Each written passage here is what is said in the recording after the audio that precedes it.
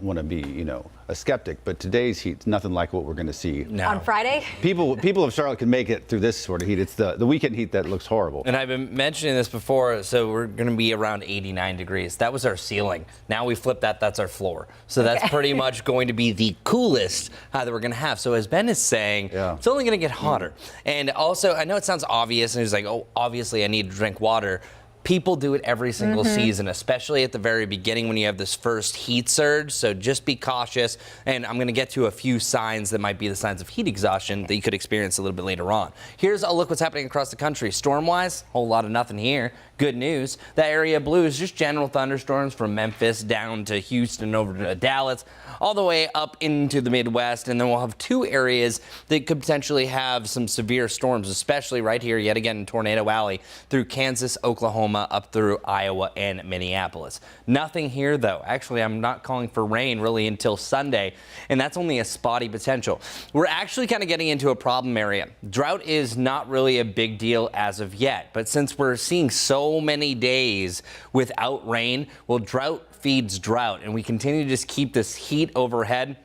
You need to start watering your plants, watering your lawn, because a couple weeks from now, the damage is already going to be done and there's going to be some crispy plants around. So keep that in mind. Here's 4 different shots across the beautiful place that we live. Dallas, Monroe, the Speedway camera in Concord, and Kannapolis, all showing the same signs that you're having a mix of clouds and sunshine, but there are still some darker clouds, meaning that they have enough moisture in them, not really enough to rain on us, but there might be a sprinkle, I think, really west of I-77, and that's pretty much it. 86 in Hickory, 89 for a high around the Charlotte area. I think there will be a few individual temperature spots that do just barely touch that 90-degree point, but 89, 90 is going to be the norm really across the Charlotte area. Our UV index is also going to be at a higher level as well. We're going to see this hit about a 10. That means about a 20-minute burn time, especially if you have fair skin. And it's really now until 2 that you have the highest likely of burning. And it's not necessarily about the hottest temperature. It's about how high the sun is in the sky. And it's at that point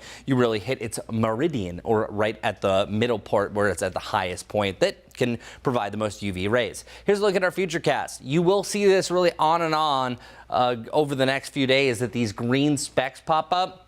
I'm not buying it. I don't think you're going to really see anything as far as rain goes. We don't have the right setup for thunderstorms to fire up. Yes, it's hot and humid, but you need one element that's called lift. I don't really see too much of it. You might see a little disturbance up in the mountains and the foothills. You're pretty much the only one, so Hickory, Statesville, that you could maybe see some activity on Wednesday night heading into Thursday, but most likely the Charlotte area not going to see a drop until at least maybe Sunday, but Monday looks to be a better likelihood. Evening out forecast, temperatures dropping down through the 80s, 77 under a calm wind by 10, and then the sun is rising at 6:09. By the way, we're going to hit our longest period of daylight coming up here soon. The official start of the summer solstice is this coming Thursday, so it's earlier this year.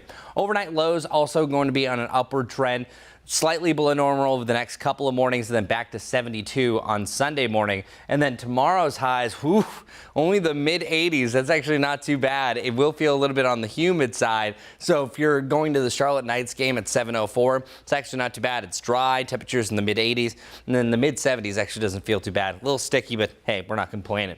Our dew point forecast is going to be on the rise, though. We're going to be back into that muggy range, that air you can wear, by at least Saturday and Sunday. And that's also going to be our hottest days of the year. So far, our peak, 93. That's nothing. Check it out. Saturday, 94, 96 on Sunday, and Monday at 95. So our heat indices likely for 3 days in a row are going to range 100 to 102. So what you need to know, if you have any dizziness, extreme thirst, heavy sweating, and nausea, you could have the first onset of heat exhaustion. At that point, you got to cool yourself off, slowly drink water. But if it gets confusion and unconsciousness, just note that that has hit a more extreme level, heat stroke. So just be mindful of your body over the coming days, especially through this weekend, heading next week. Slight chance for thunderstorms, but all in all, staying dry, staying